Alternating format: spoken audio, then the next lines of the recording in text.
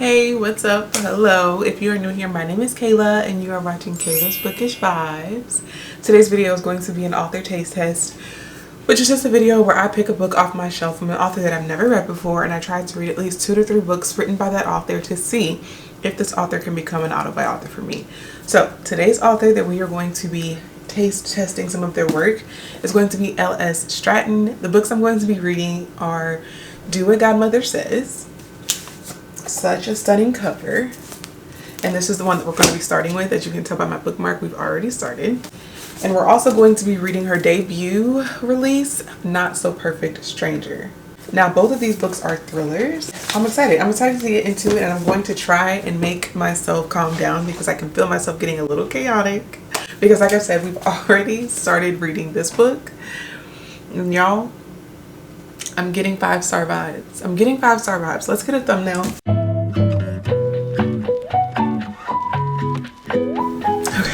We got a good thumbnail. We are about 170. No, not even that far. We're about 107. We're 107 pages into this book. Last night, I think I stopped on part 2. And I love when books give these different parts in a book because it makes for a really good stopping point. And last night, I needed to be stopped. I needed to be stopped because I was like 2 o'clock in the morning and I was still reading this book knowing that I had to get up early for work this morning. Let me tell you a synopsis of this book, and then I'm going to explain to you why it is a Kayla coded book and why I believe that this is going to be a 5-star, very specific to me. I don't think everyone who picks this book up is going to give it 5 stars, and that's okay. But I do believe that if this book hits its target audience, it's going to land. And I am for sure its target audience. So the synopsis, we're getting 2 different points of view and 2 different timelines. The first timeline we are following is based in the 1920s. And this is reason number 1 that this is a Kayla coded book. The 1920s and the Harlem Renaissance is one of my favorite time periods. It's one of my favorite time periods to read about. It's one of my favorite time periods to research. The culture during that time period, the people during that time period. It's one of my favorite time periods. So the fact that we're getting that time in the book is amazing. Essie is our main character in the 1920s, and Essie is a painter. She's really good at painting. She comes from the Deep South and she has moved to New York City to follow her dream as a painter. While there, she stumbles upon someone named Maud Bachman. I believe it's what her name is. And here's the thing about Maud Bachman. The way the author writes about her, in my mind, I'm like, I've never heard of a Maud Bachman in the 1920s, and she wrote about her in such a way that I'm like, is this a real person that I just don't know about? Like, is this a real person in history that I just don't know about? So I Googled Maud Bachman thinking that I was going to get some information on a Maud Bachman, and it's not a real person, but the author was writing her in such a way that I thought it was a real person. I believe it is based off of a real person. I'm trying not to do too much digging into the background of this book until after I'm done reading it. So we'll get an update on that later. Maud Bachman is an older white lady who has an interest in the arts. She's very into arts, and she's into a lot of other stuff as well, but she's into the arts, and she finds Essie and wants to be her patron. Patron meaning like she wants to kind of sponsor her lifestyle. She wants to pay her, give her room and boarding. She wants to, have money, so give her money so that she can live life essentially while still following and pursuing her art. But she also wants to give Essie a lot of artistic direction, and she wants to own all of the rights to Essie's art. You have to paint what I tell you to paint, when I tell you to paint it, how I tell you to paint it. And Essie agrees because Essie just wants to do art, right? And that's pretty much all we really know about their relationship so far. But we also know that it's going to end very badly, and it's going to be very eerie. The book starts off like in the midst of our problem, and then it steps back, and now we're going to figure out how we got to the problem. I don't want to give any spoilers, although it happens within the first chapter. I still don't want to say because I just think you need to fall into this book, okay? Now our second point of view in our second time period is Shanice. Shanice is like present day time period. And Shanice has just lost her job. Her boyfriend has just broken up with her, and she suffers from anxiety. This is number 2 on why this is a Kayla coded book.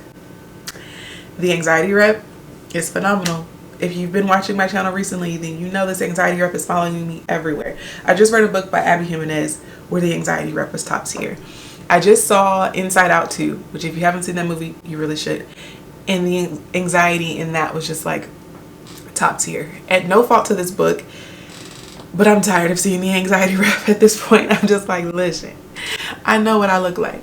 I'm tired of looking in the mirror. I get it, okay? It is what it is, but I'm loving the representation in this book. The way our character deals with it. She references it as the beast. I have never related to something so much more. I call it the pit. I'm always like, I'm in the pit right now and I have to fight my way out of this pit.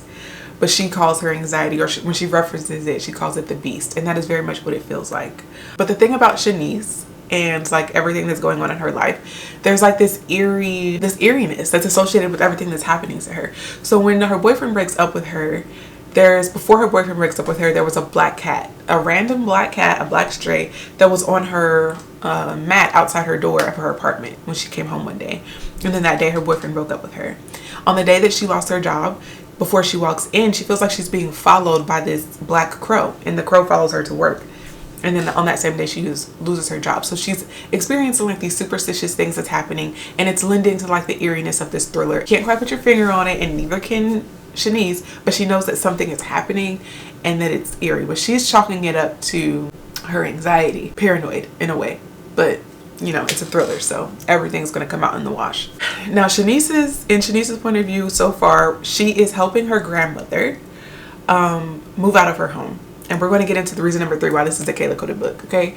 So Shanice is helping her grandmother move out of her home. Her grandmother lives in a cute little bungalow, but it's very cluttered, and her neighborhood is experiencing gentrification. But when Shanice describes her grandmother's home, and when Shanice describes her grandmother, I see my grandmother and my great-grandmother. I see their home and how cluttered their home was. Shanice is trying to help her organize and sift through all of her stuff and get rid of stuff so they can get ready to sell this home. And I've done that. Sifted through and reorganized grandparents' home because it's just a lot of stuff in there. There was a small scene where Shanice knocked over like a stack of magazines and a stack of records. And the stack of magazines in my mind, I'm just seeing Jet and Ebony. A stack of Jet and Ebony magazines that's traced back to God knows how long ago these magazines were published, but obviously your grandparents, they just keep stacking them and they don't throw them out. The stack of records that she drops is like the Isley Brothers and Etta James. The Etta James and Isley Brothers were in my grandparents' home. There's something about being able to convey community in very subtle ways so that the people who get it, and the people who don't can still just continue to read and enjoy the book. It's just like certain small things, certain small aspects that just knit us together, and it never really has to be explained. It's always understood. It can be in the way that you say a phrase, in the tone or inflection that you use with your words. There's just ways that you can say the same thing, and because of your community or your culture, you just understand it, right? There are certain items like a blanket or a picture or a cup, a glass that we just all grew up with in our home. And it's like, how did we all have this same picture? How did we all have this same specific blanket in our home? How did we all experience these very specific things? And it's because it's culturally bound to Black Americans. And when I can see that in a book, it automatically gets bumped up a star for me because it hits home for me. So that's another reason this is a Kayla coded book. I think the author does that very well, and in such subtle ways where it's not like beating you over the head. But like I said, those who get it see it, and we love it and we appreciate it. And those who don't get it, it doesn't take away from their reading experience. They don't even realize that they're missing something that was planted there because it wasn't planted there for them, right? I love that. And I know that that's in other books as well. Maybe they're not doing it necessarily on purpose. But I know that that's in other books as well, because when I read other books and they reference like pop culture icons, or when they reference like actors or actresses and they reference people that I just don't know, like these people are not easily identifiable for me, but they are probably easily identifiable for the target audience. And because I'm not the target audience, it just kind of like goes over my head. Or sometimes I'll even have to Google what they're talking about, or Google the person that they're explaining so that I can visually see what it is the author wants me to see. And that's fine, because that's exposure. Right now that's exposing me to maybe someone I wouldn't normally know about or read about or experience. And I'm all for exposure. But it's also really nice when you can just read it and it feels like you're coming home. And when you can see your own culture in a book, it just feels like home. And I love that for me. Okay, and I really think you should read this book just for that fact.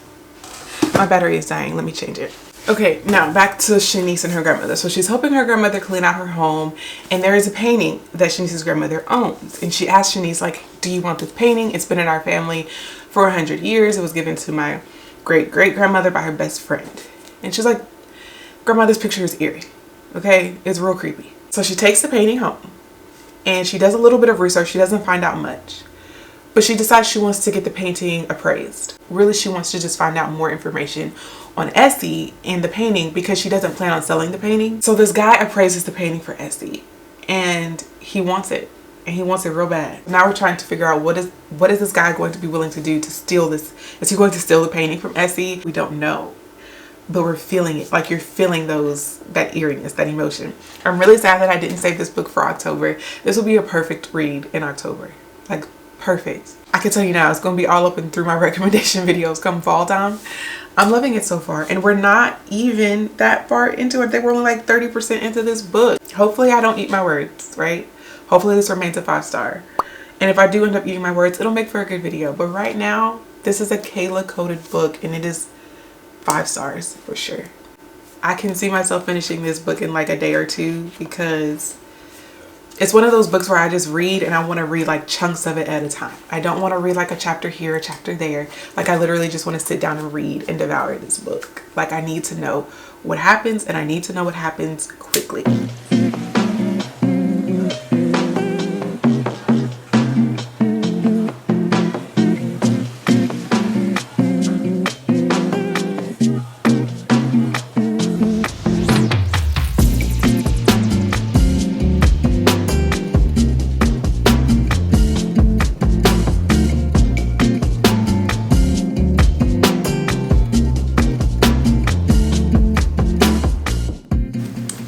Alright, we are about 50% through Do What Godmother Says, and I'm still loving this book, still really enjoying it. Our main characters, Essie and Shanice, are finally realizing that things are not as they seem. There's a love interest now for Shanice. At the beginning of the book, she had broken up with her boyfriend, or her boyfriend had broken up with her. But now there's a new guy in the picture, and she's moving on, and Shanice's ex-boyfriend has popped back up, and he's giving very much stalker vibes. So thankfully she has a friend that she can talk to that's giving her some sound advice. I don't know if Shanice is going to listen to the sound advice. Probably not, because Shanice is that type of character. Also, Shanice's father is very annoying. I do have empathy for him though, because he's had a rough go at things. Shanice's mother died when she was a child, and that caused him a lot of grief, so he went to like grief therapy. But Shanice has anxiety, and I think what caused Shanice's mother's death was very traumatic for Shanice, and that, like, I think is maybe what triggered her anxiety. Her dad is just pushing medicine to help her cope with her anxiety, but she's tried medicine in the past and it just didn't work out for her, and he's just not really willing to hear her out. And something also tells me that he's just not going to listen to her either as it pertains to what's going on in the book at the moment. I don't want to spoil it, but he's very annoying. He's annoying me. Way more of Shanice's point of view than you do Essie's. Essie's, I think I'm enjoying more, only because we only get so little of it. So whenever we do finally get back to Essie in the 1920s, I'm excited to be there, because I'm like, okay, we've been in Shanice's point of view for quite a while, so I'm excited to see what's happening over here. Shanice's point of view though is what's moving the story forward, so we're going to get more of Shanice than Essie, but I am really enjoying both POVs and both time periods that we're in. I think the pacing of this book so far has been perfect. It's moving very quickly. I've had to put it down because, you know, life, I have other responsibilities, other things to do, and I've had to put it down. If I could though, I would just sit down and binge this book straight through. Each chapter, or a lot of the chapters, end in a way that makes you want to go to the next chapter, like sometimes with a question or just with like a very dramatic scene happening, so you want to move on to the next chapter. And I love when books do that, because that's what keeps the pace moving quickly, because you want to just keep reading the chapters. So I'm enjoying it. It is Saturday, and I'm going to go take a shower, scrub my face, get back in the bed because I've been out all day in the sun. Today was a very busy day. Hopefully tomorrow I can come to you with a final conclusion on this book and let you guys know my final rating and my final thoughts. Oh guys,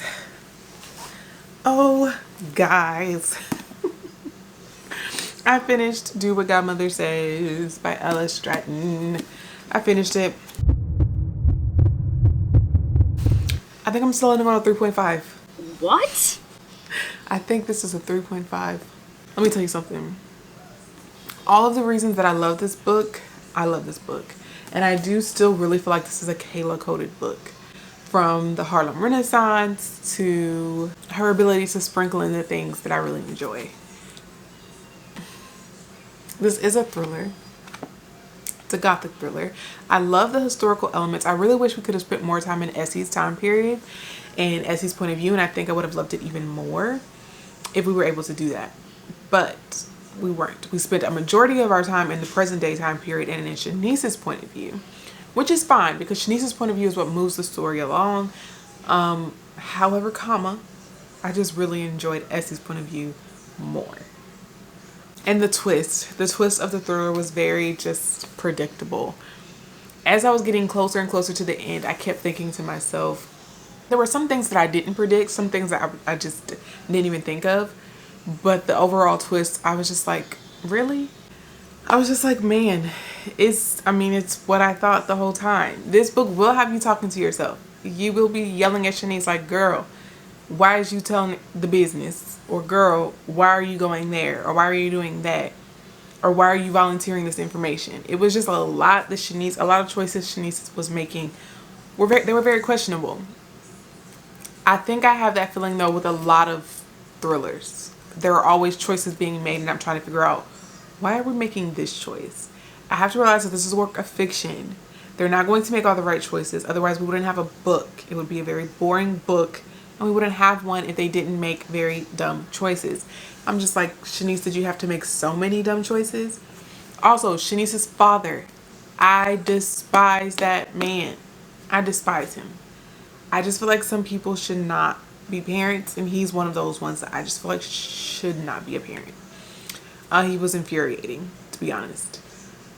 So yeah, 3.5. We fell quickly. We went from a 5, me being obsessed with the book, to me just being like, oh man, this is where we went.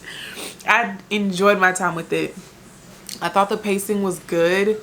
It did start to like drag towards the end though. And I was like, okay, is this where the twist is going to come? Like, when are we going to get the twist? I'm kind of sad because I thought this was going to be a 5-star. It just started off so well. And I really, really love the 1920 Harlem Renaissance aspect of it.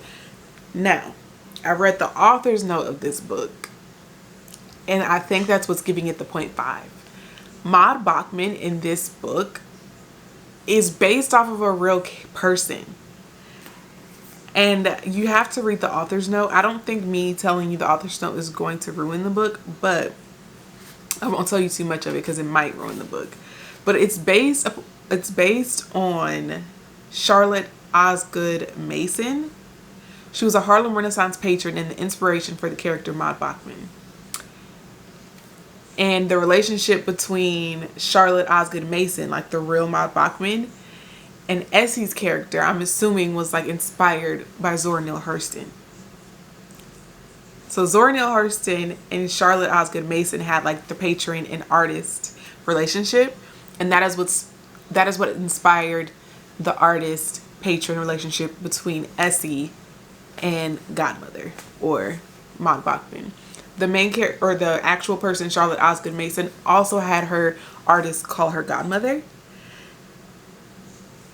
Read the author's note. If you read this book and you did not read the author's note, like maybe you got it on audio or something, read the author's note. Look up some interviews, I think, maybe, because that's what I plan to look up some interviews that the author has done to see if she goes into more detail about her inspiration for this book. Because after I read the author's note, I'm like, now I want to do some research of my own. And I love when books do that, especially when they're historical, like historical fiction. This is a historical thriller or a gothic thriller.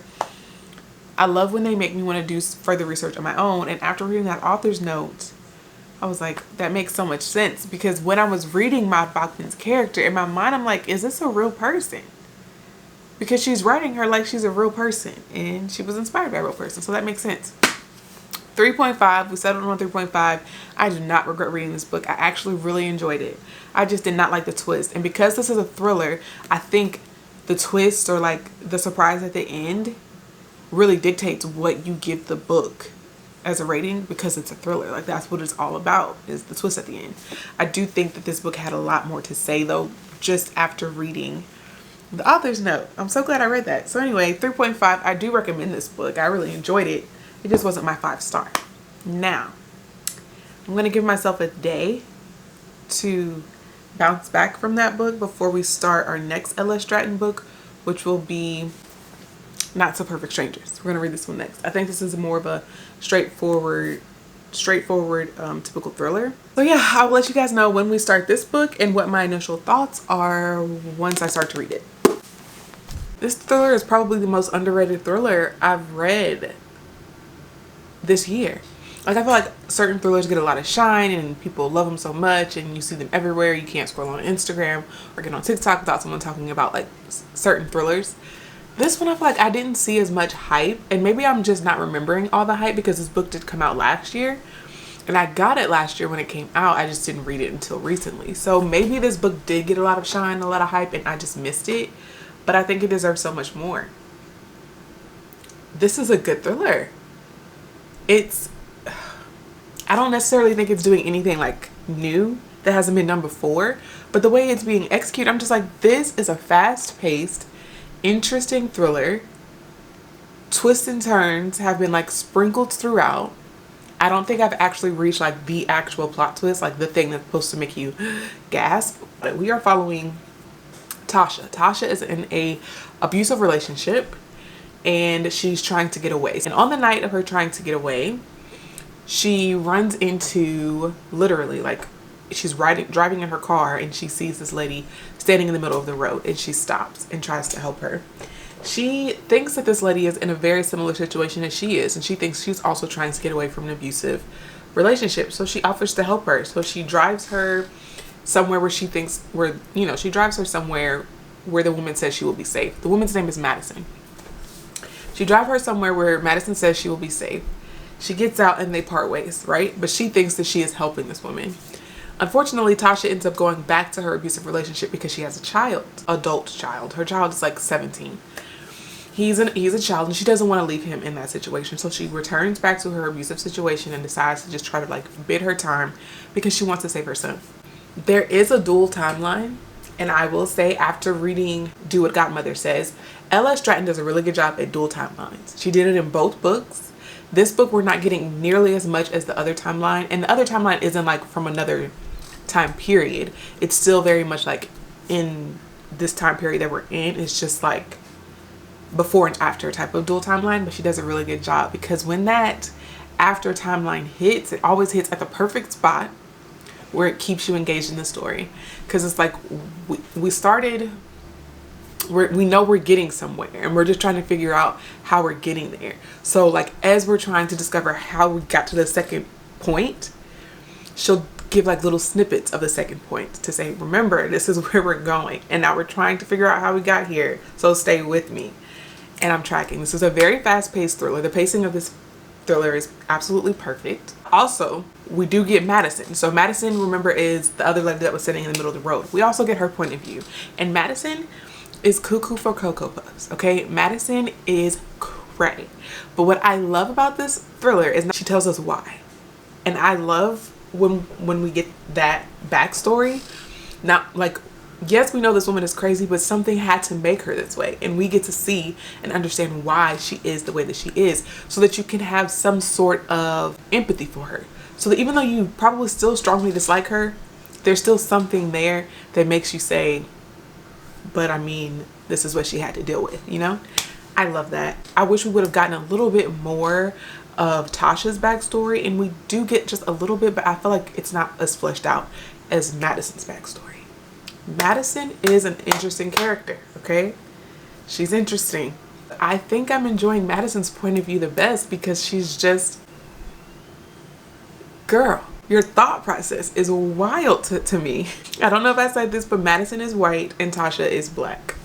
I think that is important to say, because that to me plays a big role in this book, and I'm really enjoying LS Stratton's ability to sprinkle racial commentary into her books without beating it over your head. She also talks a lot about religious like there's a lot of religious commentary in this as well, and the way that she did it, you don't feel like you're being preached to.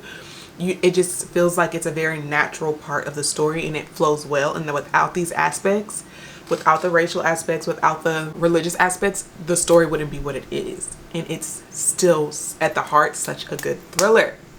I'm loving this book. I'm loving it. I think I waited to do this update 70% through the book because, you know, Do What Godmother Says, it started off at a 5-star and I was singing its praises, and then we ended up at like a 3.5. So I was like, is this just something that LS does? Is she able to like grab me in the beginning and make me think this is going to be an amazing book? And then the further I read, it starts to not be as amazing for me. But we're 70% through.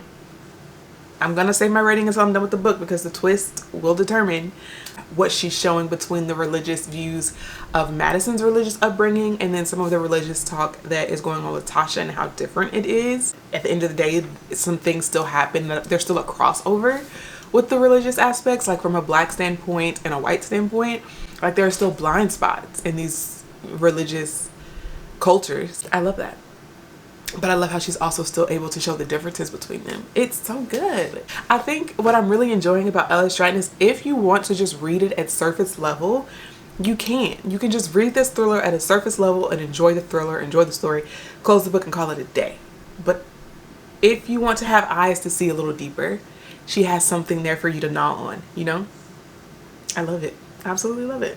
There is like a little bit of romance in this thriller, and I personally don't enjoy romances in my thrillers.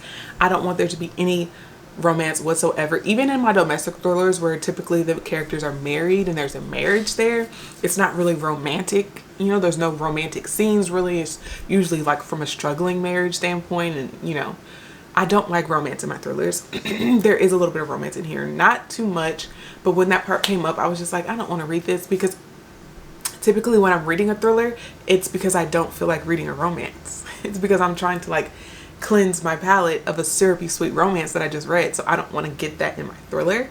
And there was just like a little tiny part, just a tiny part. Right now I'm being nitpicky, so I'm just saying there was like a little tiny part where that did occur. I'm loving both characters equally. I think they both bring something different to the story. Although I will say Madison's point of view is more interesting and gives more thriller, whereas Tasha's point of view is more like having something to say when it comes to domestic violence and what that can look like and how that can trickle down to our children who are witnessing domestic violence, and how typically domestic violence has a root in something that happened even before these two people got together. So I think Tasha's point of view is very important because, again, it's giving you something to gnaw on, something to think about in this book, whereas Madison's point of view is just like unhinged, cray cray, giving you all the thriller vibes. Again, I'm only 70% through with this book. I still have a little bit of work to do, so I'm probably going to listen to it. It says I have 2 hours left in this audiobook. I'm going to finish listening to it while I work today, and then if I'm not done listening to it, I'll probably finish the book reading it physically. But either way, I'm going to finish this book today, and I will come back and give you all my final thoughts.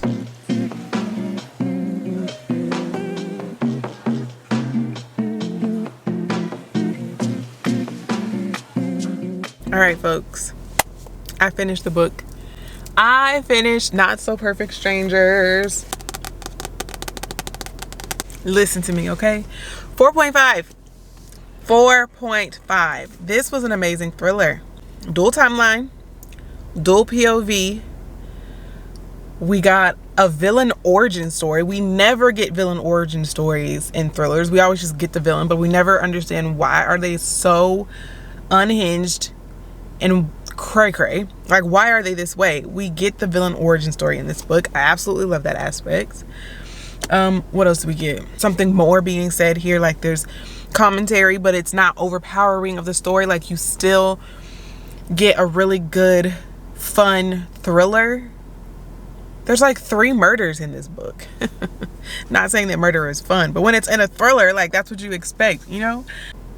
It's good. It's real good. 4.5. It's crazy because I did not think I was going to like this one as much as I like it. Let me move my seat back because I feel like I'm right up on y'all. And I kind of am. Because I'm in my husband's truck and I don't want to drive this. Do What Godmother Says was a good book. And I knew after reading that book, I was like, okay, LS Stratton is definitely an author that I enjoy. I love her writing style. she's an author of the people. In this book solidified it. I don't feel like I can read an author and say, oh, this is an auto by author for me if I've only read one of their books. But now after reading 2 of her books, she's an auto by author for me. I'm so glad I was able to get the audio for this because this has been like a busy past 2 days. I have had to do a lot. Right now I'm helping my sister-in-law move. So we've been like packing and stuff, and I haven't had time to like sit down and read this book physically. So I've had to read it on audio. The audio experience, since we're here, let's just talk about it. The audio experience is not that great. I did not like the audiobook experience because some of the accents I feel like didn't make sense with the story. Like, why do so many of the black characters have southern accents when we're in Washington, D.C.? Why? Something else I didn't like about it, besides the accent, was there's a male character in here, Tasha's husband. I didn't like the voice that the actor gave him. I just didn't like it. I did not like it. I wasn't a fan of the audiobook experience, so I wouldn't necessarily recommend it. If you're going to read this book, I think you will enjoy your reading experience way more if you read it physically. However, I could not read it physically. I just didn't have the time, and I really wanted to get this video up on Thursday. So if you read this thing at 1 speed on audio, you're gonna suffer. Speed it up, baby, because it helps like wash out some of the accent. So the big question here, because the whole point of these taste test videos is, after reading this author, is this an author that you would consider an auto buy? Yes. She only has 2 books out, and I own both of those books. When she announces that she's going to drop another book, if it's a thriller, because I know sometimes authors write like different genres. If she writes a different genre, I probably won't like rush to get it unless it's fantasy. I think I could see LS Stratton writing a good fantasy. I don't know. But if it's a thriller, I'm picking it up. So yes, LS Stratton, as of now, is an auto by author for me. Whenever she announces her next book, I will be going to get it. I highly recommend this one. If you haven't read it, go read it. It's so good. Get it from Libby. Listen to it on audio. Scratch that. Don't listen to it on audio. Go get the book from your library and read it physically. Highly recommend. I really enjoyed this book. The twists, the pacing of the twists and the turns were really good, which I think is needed for a thriller. I had like a few guesses, a few predictions in my mind of what I thought was going to happen. None of my guesses were right, so that's good. Even if they had been right, the way it was executed, I think I probably still would have just enjoyed the heck out of this book.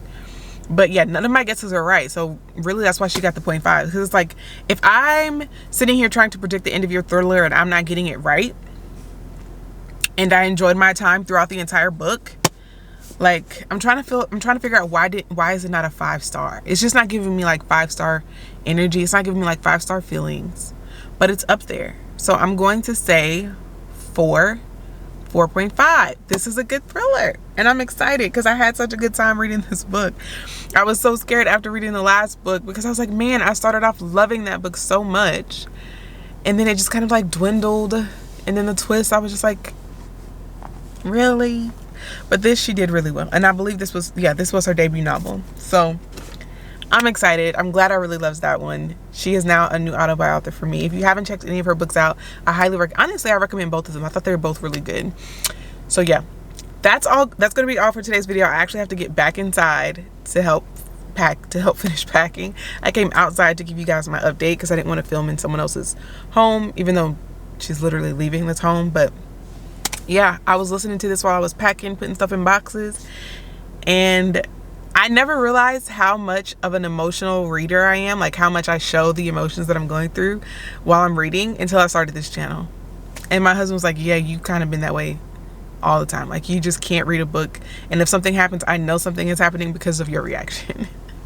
That was me in there while I was packing stuff away, like, girl, no, stop. It was a bit much, but all right. That's it. Thank you so much for staying until the end of today's video. If you stayed and watched the whole video, please leave these emojis to let me know that you stayed until the very end. Thank you so much for liking, commenting, subscribing, and sharing my videos. Your support means the absolute world to me, and I will see you guys in my next video. Bye.